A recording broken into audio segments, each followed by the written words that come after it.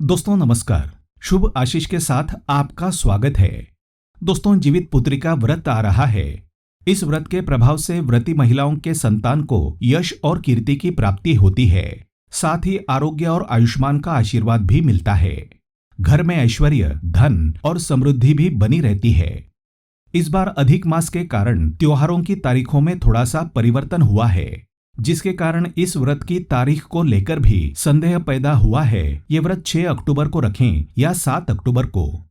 हम यहाँ आपका सारा कंफ्यूजन दूर कर देंगे। इस व्रत के मुहूर्त के समय बताएंगे और इस व्रत के नियम भी, क्या खाएं और क्या ना खाएं वो भी बताएंगे। तो वीडियो को आखिर तक जरूर देखें। दोस्तों, हिंदू धर्म में जितिया व्रत का बहुत बड़ा महत्व बताया गया है। इस व्रत को महिलाएं निर्जला रहकर पुत्र प्राप्ति या अपने पुत्र की लंबी दीर्घायु के लिए उपवास करती हैं। इस व्रत का आरंभ नहाय खाए से होकर सप्तमी, अष्टमी और फिर नवमी को समापन किया जाता है। संतान की रक्षा और उसकी उन्नति के लिए जीवित पुत्री का व्रत बहुत लाभकारी माना जाता है। इस व्रत का वर्णन महाभारत में है। दरअसल अश्वत्थामा ने अपने अपमान का बदला लेने के लिए उत्तरा की गर्भ में पल रहे बच्चे को ब्रह्मास्त्र से खत्म कर दिया था, लेकिन उस बच्चे का जन्म होना बहुत जरूरी था। इसलिए भगवान कृष्ण ने उस बच्चे को दोबारा जीवित कर दिया। गर्भ में ही 2 बार जीवित होने के कारण उसका नाम जीवित पुत्र रखा गया। इस दौरान उत्तरा 3 दिनों तक निर्जला रही थी और पुत्र की कामना के लिए आंख बंद कर प्रार्थना करती रही थी। इसलिए इस व्रत का नाम जितिया पड़ गया। उत्तरा का जीवित पुत्र आगे चलकर राजा परीक्षित के नाम से जाना गया। जीवित पुत्री का व्रत में माताएं अपनी संतानों की सुरक्षा और स्वास्थ्य के लिए पूरे दिन और पूरी रात तक निर्जला उपवास करती हैं। ये त्योहार मुख्य रूप से भारत के बिहार, झारखंड और उत्तर प्रदेश में मनाया जाता है। ये व्रत बहुत कठिन व्रतों में से एक माना जाता है।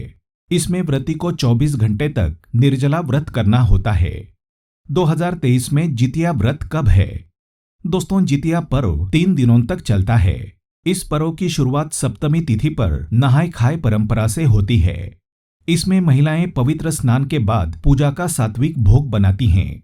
दूसरे दिन अष्टमी को निर्जला व्रत रखा जाता है और फिर नवमी तिथि पर इसका पारण किया जाता है। तो इस साल नहाय खाए है 5 अक्टूबर दिन गुरुवार को। जितिया व्रत रखा जाएगा 6 अक्टूबर दिन शुक्रवार को और व्रत का पारण किया जाएगा 7 अक्टूबर दिन शनिवार को। पारण का समय है सुबह 8:10 के बाद। इस दिन सूर्य को अर्घ्य देने के बाद ही महिलाएं अन्न ग्रहण कर सकती हैं। मुख्य रूप से जितिया पर्व के तीसरे दिन झोर भात, मरुआ की रोटी और नोनी का साग खाया जाता है। 6 अक्टूबर को अष्टमी तिथि अपराह्न काल, प्रदोष काल और चंद्रोदय व्यापिनी होने से ये ब्रह्मभाव हो गया है।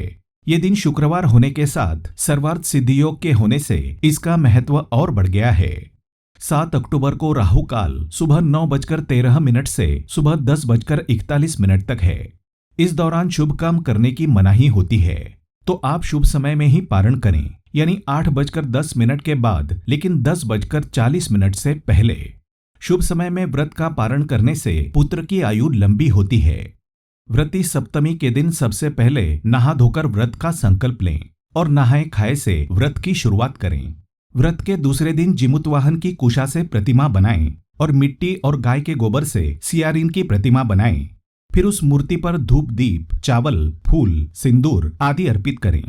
जिउतिया व्रत की कथा सुनें और पुत्र की लंबी आयु और कामयाबी की प्रार्थना करें। दोस्तों, इस व्रत के नियम बहुत कठिन होते हैं। जितिया व्रत के दौरान निर्जला रहा जाता है। इस व्रत में आचमन करना भी वर्जित माना जाता है, तो इस व्रत में जल की एक बूंद भी ग्रहण ना करें। जितिया व्रत 3 दिन होता है, इसलिए नहाय खाए से पारण तक पूरे 3 दिनों के लिए नियम मानने चाहिए। तीसरे दिन ब्रह्म मुहूर्त में उठकर स्नानादि करने और पूजा पाठ करने के बाद ही व्रत का पारण करें। इस दिन भगवान सूर्यदेव की भी पूजा की जाती है। उन्हें बाजरे और चने से बने व्यंजन अर्पित किए जाते हैं। इस दिन कोई भी वस्तु ना काटें और ना ही कटे हुए फल सब्जी का उपयोग करें। किसी भी तरह की जीव हत्या करना पाप माना जाता है, इसलिए सब्जी में कोई जीव आदि हो और काटते समय वो कट जाएं, इसलिए इस दिन चाकू का इस्तेमाल नहीं करना चाहिए। अन्य व्रत की तरह जितिया के व्रत में भी ब्रह्मचर्य का पालन करना आवश्यक है। इसके साथ ही मन में भी किसी प्रकार का बैरभाव नहीं रखना चाहिए। इस दौरान लड़ाई झगड़े से भी दूर रहना चाहिए। जीवित पुत्रिका व्रत के एक दिन पहले व्रती महिलाओं को शुद्ध और सात्विक भोजन ही ग्रहण करना चाहिए। व्रत के 24 घंटे पहले से लहसुन प्याज का सेवन नहीं करना चाहिए, इससे पवित्रता बनी रहती है। तो इस अवसर पर मंडुआ की लिट्टी, गेहूं के आटे की दूध पिट्ठी, देसी मटर करी, झिंगली तोरी की सब्जी, अरबी की सब्जी, पोई साग के पकोड़े, काशीफल की सब्जी, खीरे का रायता, ऐसे विविध व्यंजन खाए और खिलाए जाते हैं। इस व्रत को रखने से पहले नोनी का साग खाने की भी परंपरा है। कहते हैं कि नोनी के साग में कैल्शियम और आयरन भरपूर मात्रा में होता है, जिसके कारण व्रती के शरीर को पोषक तत्वों की कमी नहीं होती। इस व्रत के पारण के बाद महिलाएं पूजा में अर्पित किया हुआ लाल या पीले रंग का धागा गले में पहनती हैं। इसके बाद कोई शुभ दिन देखकर इसे उतारा जाता है। जिमुतवाहन की पूजा में सरसों का तेल और खल चढ़ाया जाता है। व्रत पारण के बाद ये तेल बच्चों के सिर पर लगाया जाता है। इसे भगवान का आशीर्वाद माना जाता है। जितिया व्रत एक बार रखने पर हर वर्ष व्रत रखना अनिवार्य होता है। इस व्रत को बीच में नहीं छोड़ना चाहिए। मान्यता है कि पहले सास इस व्रत को करती है, उसके बाद घर की बहू द्वारा परंपरा को निभाते हुए ये व्रत किया जाता है। कई महिलाएं ऐसी भी होंगी जो पहली बार जितिया का निर्जला व्रत रखेंगी। उन्हें ये कठिन व्रत अधिक कठिन लग सकता है। ऐसे में स्वस्थ रहते हुए आप बिना किसी परेशानी में पड़े उपवास कर सकती हैं। आप जितिया पर्व से पहले सरगही में नारियल का पानी, केला, रसगुल्ला या दही गुड़ खाकर अगले दिन की भूख प्यास पर नियंत्रण कर सकते हैं। व्रत खोलते समय खट्टे फलों के सेवन से बचें। ऐसा नहीं करने से उल्टी हो सकती है। व्रत खोलने से पहले चाय या कॉफी का सेवन ना करें, क्योंकि इससे एसिडिटी हो सकती है। पारण करने के लिए व्रती शरबत ले सकती हैं या कोई मीठा जल ले सकती हैं, जिससे आपके शरीर में एनर्जी लेवल बनी रहे। आज के वीडियो में बस इतना ही।